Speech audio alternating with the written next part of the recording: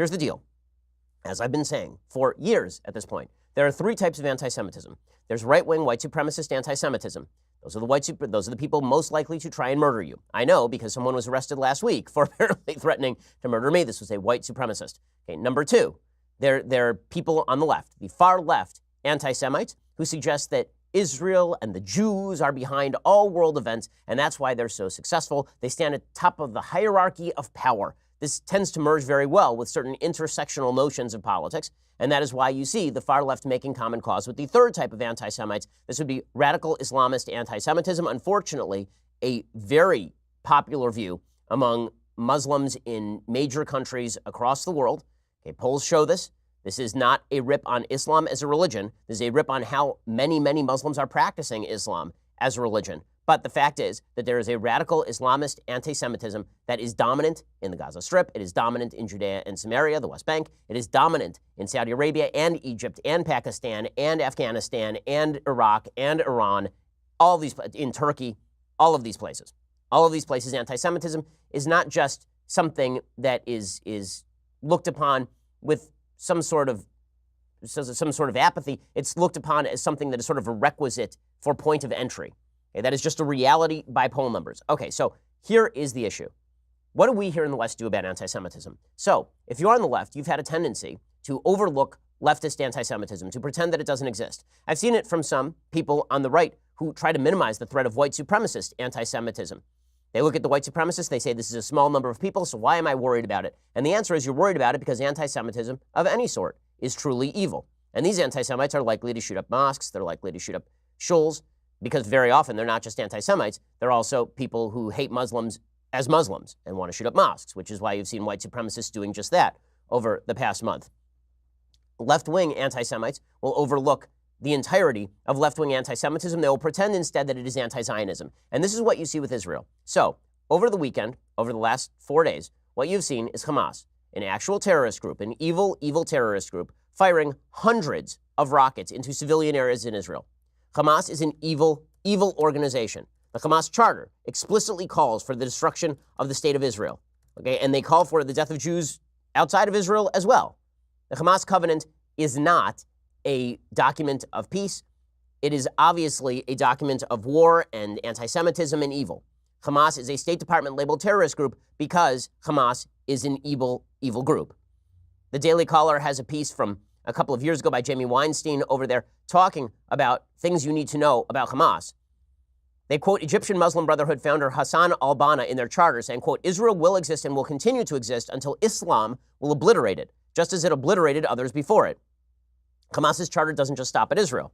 Hamas's charter says, quote, the Prophet, Allah bless him and grant him salvation, has said, the day of judgment will not come about until Muslims fight the Jews, killing the Jews, when the Jew will hide behind stones and trees. The stones and trees will say, O Muslims, O Abdullah, there's a Jew behind me, come and kill him. That is a quote from the Hadiths. The international community might like the peace process, but their charter says initiatives and so-called peaceful solutions and international conferences are in contradiction to the principles of the Islamic resistance movement. This organization also participates in conspiracy theories about Jews. They say there is no war going on anywhere without Jews having their finger in it. They say the Jews were behind the French Revolution, the Communist Revolution, and most of the revolutions we heard and hear about here and there. With their money, they formed secret societies. All this is in the Hamas charter, and it's Hamas that is firing hundreds of rockets into Israel. With their money, they formed secret societies such as the Freemasons, Rotary Clubs, the Lions, and others in different parts of the world for the purpose of sabotaging societies and achieving Zionist interests. So radical Islamist anti-Semitism suggests that Jews are the nefarious powers behind everything. And you'll notice also that what they start doing is they start conflating Jews and Zionists. And this is how the left grants cover to radical Islamists, as we will see. The left simply suggests that they're not anti-Jewish, they're just anti-Zionist. So sure, they want to wipe 6 million Jews off the planet again. Sure, they want to destroy the only collective, the biggest and most powerful collective body of Jews on planet Earth. But that's just an anti-Zionist thing, guys. That has nothing to do with wanting to slaughter Jews. They also say in the Hamas charter that the Jews control the media. They say that the only solution is jihad, meaning violent jihad, not internal struggle, guys. Hamas is an offshoot of the Muslim Brotherhood.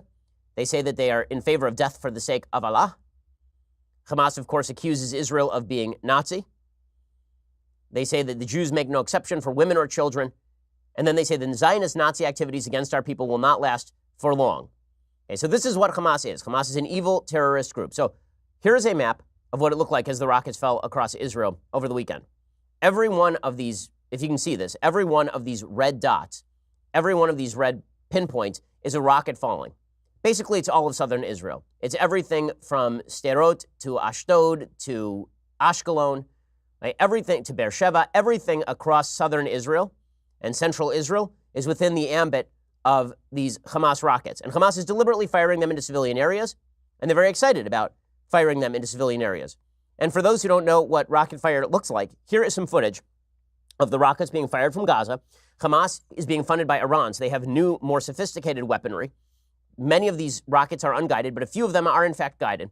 And here is what it looks like when your country, imagine your city here in the United States, is being fired on by hundreds of rockets from just across the border. Here is what that looks like. For those who can't see, you're looking at streams of rockets, dozens and dozens of rockets flying up into the air directed at civilian areas. Okay, this is what Hamas is doing. And they don't care where those land. How do we know we don't care where those land? Because one of these rockets, some of these rockets historically have fallen short and fallen into Palestinian areas. Over the weekend, a Palestinian pregnant mother and a baby were killed by a falling Palestinian rocket. The media immediately jumped to blame the Jews because they buy every aspect of Palestinian propaganda, because if you're covering the Palestinians in Gaza Strip, the only way they allow you in is if you use their propaganda. So they give false death statistics. They suggest that people who are killed are civilians rather than members of Hamas or members of Islamic Jihad, another evil terrorist group that works with Hamas in the Gaza Strip, and that together with Hamas forms a unity government with the Palestinian Authority in the West Bank. Okay, so they don't care about they don't care about their own citizens. If they cared about their own citizens, they wouldn't be spending tens of millions of dollars building terror tunnels in order to fight the Israelis, as opposed to, building up the area that Israel left in 2005. This is part of the background that people also need to know. Okay, this part of Israel, Gaza Strip is not controlled by the Israelis. The Gaza Strip was completely pulled out from by the Israelis in 2005. So any talk you hear of people talking about the so-called occupation of the Gaza Strip, there are no Jews in the Gaza Strip. In 2005, Ariel Sharon, then the Prime Minister of Israel, decided he didn't want to use Israeli forces to maintain a small Jewish community in what was called Gush Katif, and so they forcibly evacuated those Jews, meaning Jews took other Jews out of the Gaza Strip. They handed over all their resources to the Palestinian Authority. The Palestinian Authority then proceeded to burn down all of those areas. Burn them down. Okay, they handed over a bunch of greenhouses that grew vegetables. Seems pretty innocent, right? They handed all of that over to the Palestinian Authority, and the authorities then burned those to the ground. There hasn't been a Jew living in the Gaza Strip for 14 years, and yet this is still considered quote-unquote occupation. By the way, in the aftermath of Israel pulling out of the Gaza Strip, supposedly in order to jumpstart a peace process to create a separation that would make Israel safer, the Palestinians immediately elected not the Palestinian Authority that Israel had handed over the Gaza Strip to. They immediately elected Hamas, an open terrorist group. The Palestinian Authority is a terrorist group too. They've just hidden it better for a while. And they're originally headed by Yasser Arafat. The Fatah Charter still calls for the extermination of the state of Israel. They have never actually publicly agreed that Israel has a right to exist. They've called for a two-state solution, but every time Israel has offered one, they've rejected it. Israel pulled out of this territory. And then this territory has been used as a staging point to fire rockets at civilians in Israel, not targeting military, targeting civilians. Okay, so all these rockets are being fired at Israel, and Israel has something called the Iron Dome. The Iron Dome system is a system that's been stationed in many of Israel's major cities, and it allows them to shoot down these short-range rockets. Here is what that looks like when it's happening. Here's some footage from the ground. So you can see these puffs of black smoke in the air.